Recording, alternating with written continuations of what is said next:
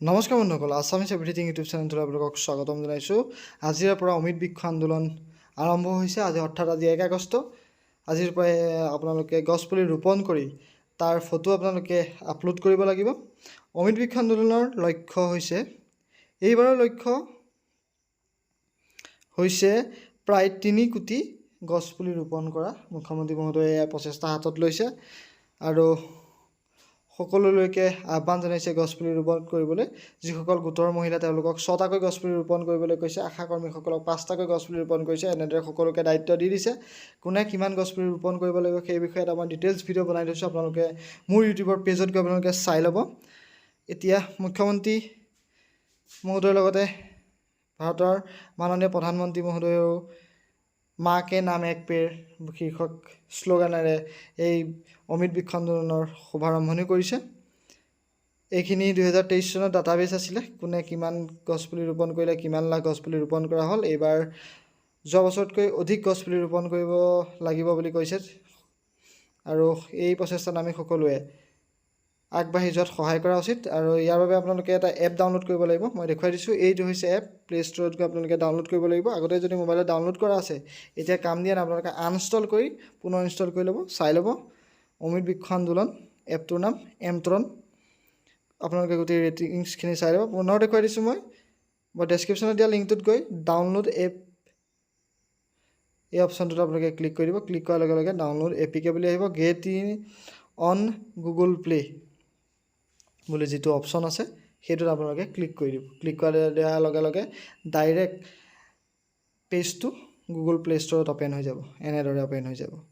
Open হোৱাৰ পিছত এপটো ওলাই যাব। ইয়াত আপোনালোকে ইনষ্টল বুলি যিটো অপশ্যন আছে ইনষ্টলত ক্লিক কৰি দিব। যদি কাৰোবাক শ্বেয়াৰ কৰিব বিচাৰিছে, শ্বেয়াৰ বুলি অপশ্যনটো আছে, শ্বেয়াৰত ক্লিক কৰি দিব পাৰিব। গোটেইখিনি আপোনালোকে চাই ল'ব।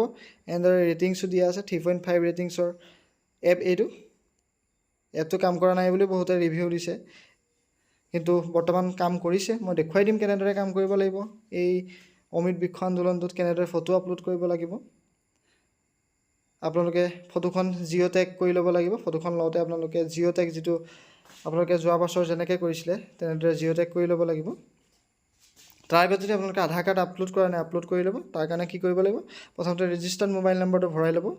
ভৰাই লৈ click here to get an one time password, যিটো OTP, সেই অপশ্যনটোত ক্লিক কৰি দিব। ক্লিক কৰাৰ লগে লগে এটা OTP যাব। OTPটো ভৰাই দিয়াৰ লগে লগে লগ ইন হ'ব। লগ ইন হ'লে এনেদৰে আপোনালোকৰ গোটেই ডাটাটো আহি যাব।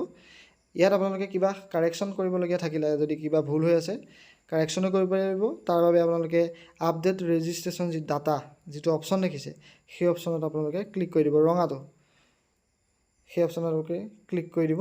তাৰ আগত আপোনালোকে এইখিনি গোটেইখিনি পঢ়ি চাব। Registration number, category, SSD ID, SSG name, এইখিনি যদি কিবা ভুল হৈ আছে কিবা ক্ষেত্ৰত আপোনালোকে শুদ্ধ কৰিব পাৰিব। ইয়াত এইখিনি এনেদৰে পেজটো ওলাই যাব। ইয়াত আপোনালোকে ফটো, আইডেণ্টিটি কাৰ্ড আগত আপলোড কৰিব লাগিব। Voter card, PAN card, Aadhaar card, NREGA job card, ration card, pensioner card, freedom fighter card, Kisan passbook with photo, এইখিনিৰ ভিতৰত কিবা এটা চিলেক্ট কৰিব। চিলেক্ট কৰি আপোনালোকে আপলোড কৰিবলৈ অপশ্যন পাব। আপলোড কৰি আপোনালোকে ছাবমিট কৰি দিব। ছাবমিট কৰাৰ লগে লগে আপোনালোকৰ যি আইডেণ্টিটি কাৰ্ড সেই আইডেণ্টিটি কাৰ্ড ইয়াত আপলোড হৈ যাব। তাৰপিছত আপোনালোকে এপটোত লগ ইন কৰিব। এপটোত লগ ইন কৰিবলৈ কি কি কৰিব লাগিব মই দেখুৱাই দিছোঁ। ইয়াত কি কি আপোনালোকে কাৰেকশ্যন কৰিব পাৰিব, চেল্ফ হেল্প গ্ৰুপৰ নাম্বাৰটো কাৰেকশ্যন কৰিব পাৰিব। ডিষ্ট্ৰিক্ট যদি ভুল হৈছে সেয়া কৰিব পাৰিব। পোষ্ট অফিচ কাৰেকশ্যন কৰিব। ফোন নাম্বাৰ ইয়াত কাৰেকশ্যন কৰিব নোৱাৰে কোনোপধ্যে। আপোনালোকৰ নামত ভুল থাকিলে কৰিব পাৰিব। হাজবেণ্ডৰ নামত বা দেউতাৰ নামত ভুল থাকিলে সেয়া আপোনালোকে কাৰেকশ্যন কৰিব পাৰিব। SSG যি ID আপোনালোকে কাৰেকশ্যন কৰিব পাৰিব। লোকেশ্যনটো আপোনালোকে ইয়াত চিলেক্ট কৰি দিব পাৰিব। লোকেশ্যন দিওঁ বুলিলে, নিদিলেও কোনো কথা নাই, কিন্তু ষ্টাৰ মাৰ্ক দিয়া আছে, আপোনাৰ দি থ'ব। এইখিনি আপোনালোকে আপলোড আপডেট কৰিব পাৰিব। এতিয়া মোবাইলত যিটো এপ আছিলে সেই এপটো আপোনালোকে অ'পেন কৰি ল'ব। যিটো এপ ডাউনলোড কৰিছিলে অমিত বৃক্ষ আন্দোলনৰ, সেই এপটোৰ যোগেদিহে আপোনালোকে ফটো আপলোড কৰিব পাৰিব। এপটো আপোনালোকে ডাউনলোড কৰি ল'ব। এপটোত এনেদৰে অপশ্যনখিনি আছে, গোটেইখিনি দেখিছে আপোনালোকে। এপটোৰ যোগেদি আপোনালোকে ৰেজিষ্ট্ৰেশ্যন কৰিব পাৰে। এতিয়া লগ ইন কৰিব। লগ ইন অপশ্যনত ক্লিক কৰি দিব। ক্লিক কৰি যিটো ফোন নাম্বাৰ আছে সেই ফোন নাম্বাৰটো ইয়াত ভৰাই দিব। ভৰাই গেট OTP যিটো অপশ্যন আছে গেট OTP ক্লিক কৰি দিব। এটা OTP যাব ৰেজিষ্টাৰ্ড মোবাইল নাম্বাৰটোলৈ। এনেদৰে দেখিছে OTP ছাকচেছফুলি চেণ্ড বুলি ওলাব। সেই OTPটো ইয়াত ভৰাই দিব। যিটো মোবাইল আপোনালোকৰ ৰেজিষ্ট্ৰেশ্যন নাম্বাৰ আছে সেই নাম্বাৰটোতে যাব, সেইটো আপোনালোকে ভৰাই দিব। ভৰাই দিয়াৰ পাছত যিটো এণ্টাৰ কেপচা যিটো দেখিছে নহয়, সেই কেপচাটো আপোনালোকে ইয়াত ভৰাব লাগিব। এণ্টাৰ কেপচাত দেখিছেনে এনেদৰে 6টা সংখ্যা নাম্বাৰটো ভৰাই লগ ইন কৰি দিব লগ ইন কৰাৰ লগে লগে আপোনালোকৰ গোটেই ডিটেইলছখিনি ইয়াত আহি যাব যেনেদৰে ৱেব পেজটোত আছিলে ঠিক একেধৰণে আহিব ইয়াত কোনো ধৰণৰ খালি আপডেট কৰিব আপোনালোকে নোৱাৰিব ইয়াত যিটো আপলোড ফটো সেই আপলোড ফটোত আপোনালোকে যাব লাগিব যোৱাৰ লগে লগে আপোনালোকে এইখিনি পাৰ্মিশ্যন বিচাৰিব অ'কে কৰি দিব আপোনালোকে ফটোখিনি আপোনালোকে ইয়াত ডাইৰেক্টো ল'ব পাৰে নহ'লে আপোনালোকে যেতিয়া আগতে লৈ থয় তেতিয়া আপোনালোকে জিঅ' টেগ কৰি ল'ব জিঅ' টেগ কৰা ফটো ল'ব তাৰ কাৰণে এপ আছে প্লে ষ্ট'ৰত সেইখিনি ডাউনলোড কৰি ল'ব তাৰপিছত আপোনালোকে ইয়াত আপোনালোকে চিলেক্ট প্লেণ্ট গছজোপা কি গছ আপোনালোকে ৰোপণ কৰিলে সেয়া আপোনালোকে চিলেক্ট কৰি ল'ব অগৰু নে অশোক নে যি গছেই হওক আপোনালোকে ইয়াত নাম আছে আপোনালোকে সেই নামটো আপোনালোকে ইয়াত চিলেক্ট কৰি ল'ব আমলখি আম গছেই হওক বা যিয়ে নহওক চিলেক্ট কৰি ল'ব চিলেক্ট কৰি অ'পেন কেমেৰাত ডাইৰেক্ট আপোনালোকে ফটো আপলোড কৰিব পাৰে এনেকৈ এলাউ কৰি ল'ব এইখিনি মই যেনেকৈ দেখুৱাইছোঁ আপোনালোকে সেইখিনি কৰি ল'ব